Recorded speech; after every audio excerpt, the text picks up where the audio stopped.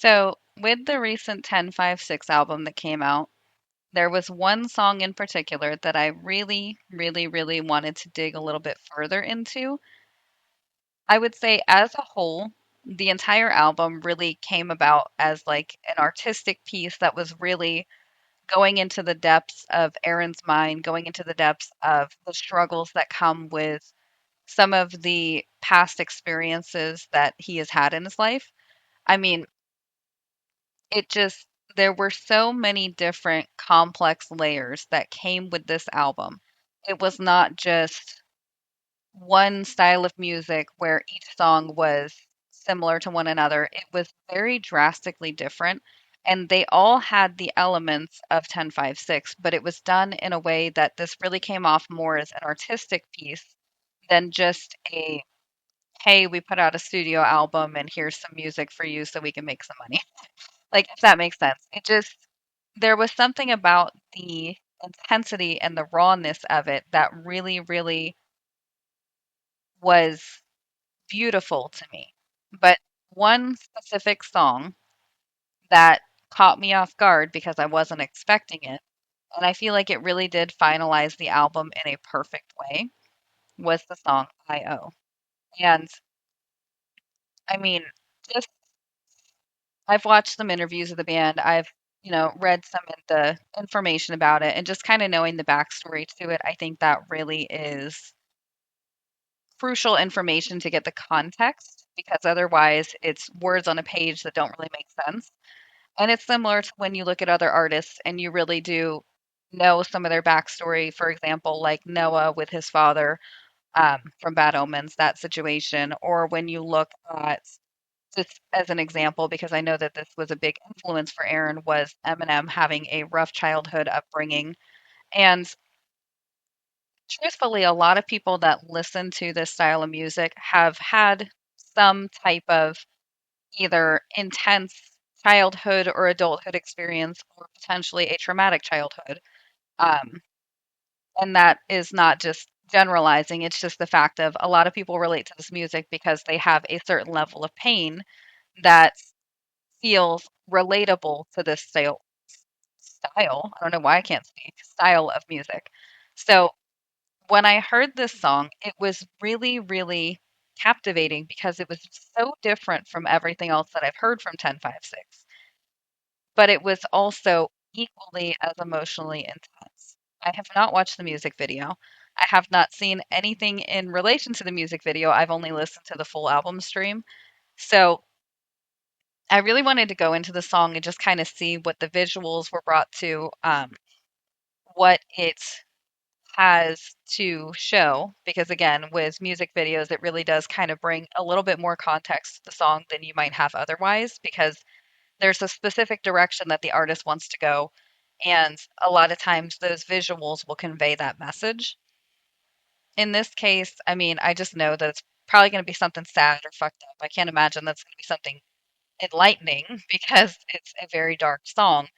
But I love the song. I love the way it sounds. I love that the entire album from beginning to end came together as like this building up. You reach the peak in the middle. So I know where you sleep, and then you go on, you go to Banshee, you go to Friends. It just, each song has its own layers to it.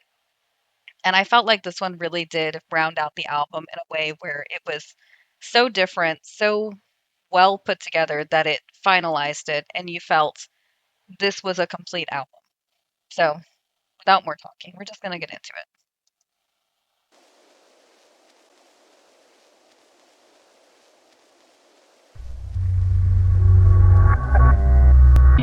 There's some.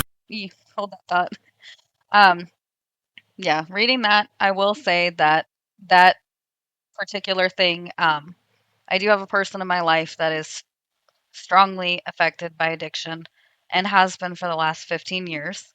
So, definitely that was another thing that kind of listening to this really resonated because it's different when you're the person who is experiencing the addiction. And that's something that I don't typically like to disclose in my life. Like, I don't really talk about the experiences of my family upbringing, my life in general. But just as a person who grew up with a family that is riddled with addiction, and when you view it from the perspective where I sit, where you are constantly surrounded by addiction, it's a very intense thing to experience because you watch a lot of people in your life experience some really bad things that you yourself cannot assist with.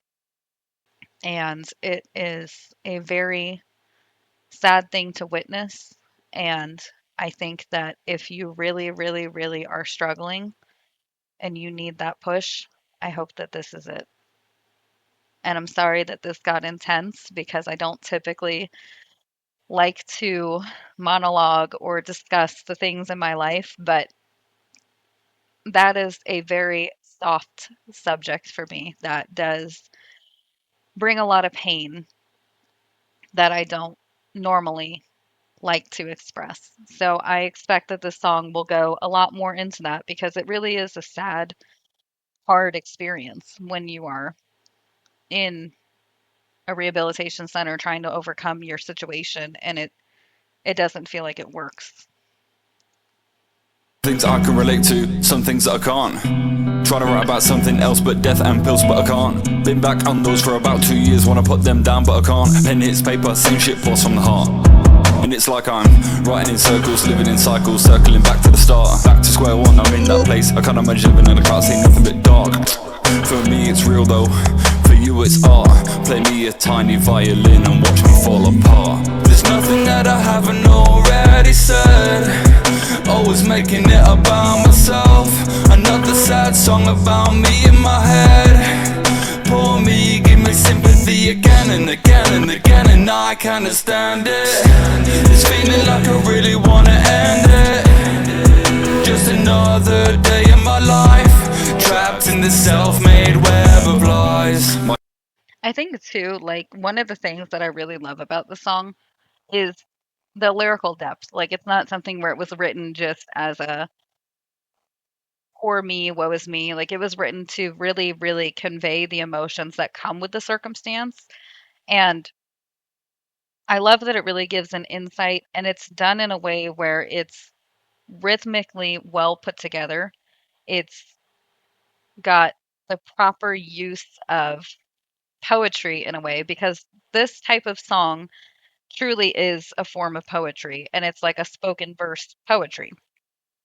And I think that that was another thing that really drew me into the song was the fact that it is very well written from a standpoint of like actual literature. It is a very well written poem that is turned into a piece of art in the form of a song that really does convey the emotion of what is going on.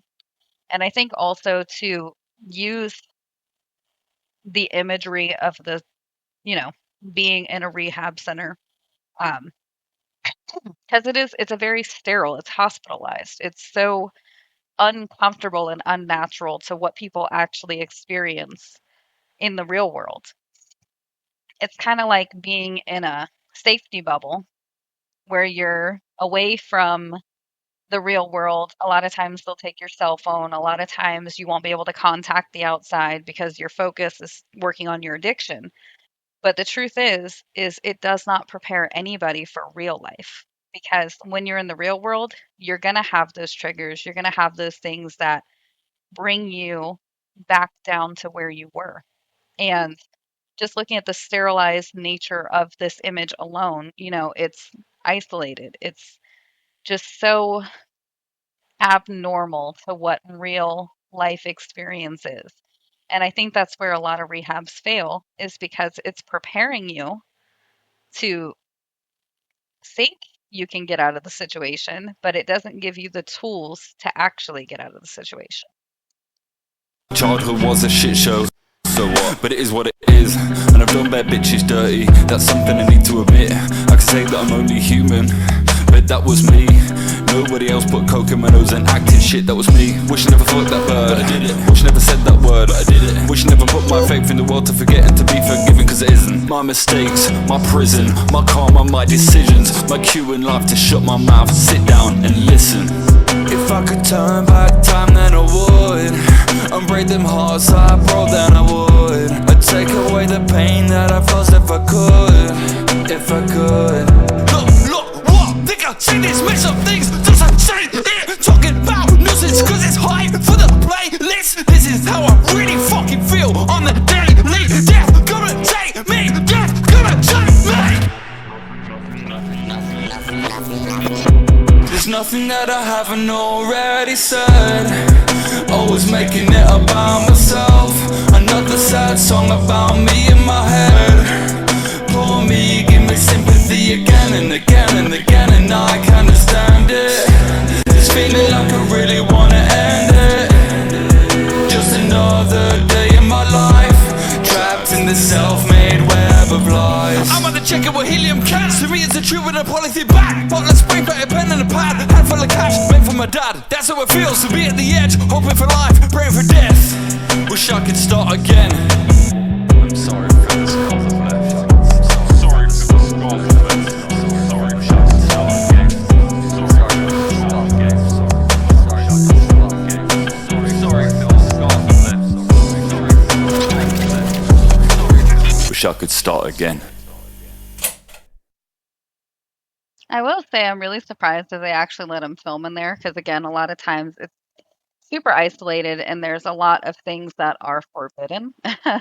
um, you know, it's, I think that this video and this song really does characterize the intense emotions that come with addiction and comes with the struggle of trying to overcome something in your past and then self-medicating.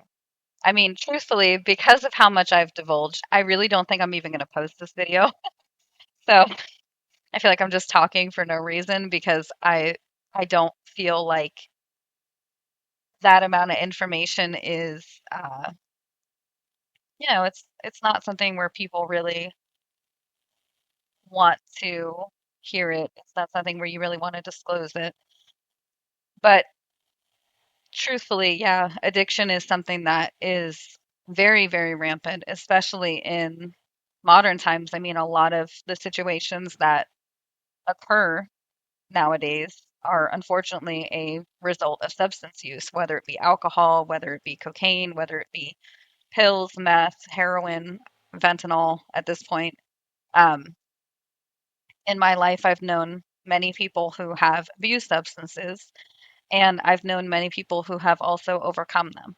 So, seeing this kind of personalized insight journey of his experience, his emotions, it's a very, I don't want to say enlightening because that's not really the word, but it's a true,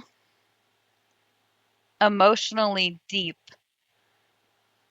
vulnerability that I think that sometimes this style of music lacks because it'll speak in metaphors. A lot of times with this style of music that we listen to, everything is metaphorical. It's not like I want to kill myself. It's uh, I would love to tie the rope and make a quick jump. Like it's never direct. And I think that with this, it being so direct is kind of one of the things that really made me feel like this album finalized on a proper note because there's no mincing the words. It's not pretending to be something that it's not. It's not speaking in metaphors or trying to hide it. It's really just full face, telling you, hey, this is what I experienced. This is how I feel. And I want you to know this because this is a level of vulnerability that I feel safe expressing in my music. And that type of expression is something that allows people who may be experiencing the same thing to relate to it. And it's a lot of reason why some people, they have particular styles of music that is pertaining to addiction, pertaining to pills, pertaining to a specific style of life that maybe people who listen to our style of music don't understand because it's more simplistic, it's less metaphorical. It's kind of like, hey, I popped a pill and now I'm off my mind. Uh, Specifically, like, I know my child's father had a big fixation on Little Peep, and while I personally was not a big fan, because to me in my mind it's like, okay, well, you're surrounding yourself with the same things that you're trying to escape. I think that for someone who is in the situation, it's relatable. It has this feeling of, I feel the same way. And, for someone like me, the style of music that I listen to, I feel the same way. So I really enjoyed this entire album. I do still listen to it on repeat because it was that good. And pardon me. I just love the rawness and realness of it because truthfully, if music doesn't make you feel, is it really music or is it just a sound? Because to me, music is the thing that makes me feel. And I really enjoy that that was something that I was able to experience from 1056. So we're just going to round it out on that this song was that perfect finalization. It was the cherry on top. And despite it being so drastically different from their other songs, it perfectly fit into what this album was about. And I think that that is beautiful. Other than that, have a good day and bye.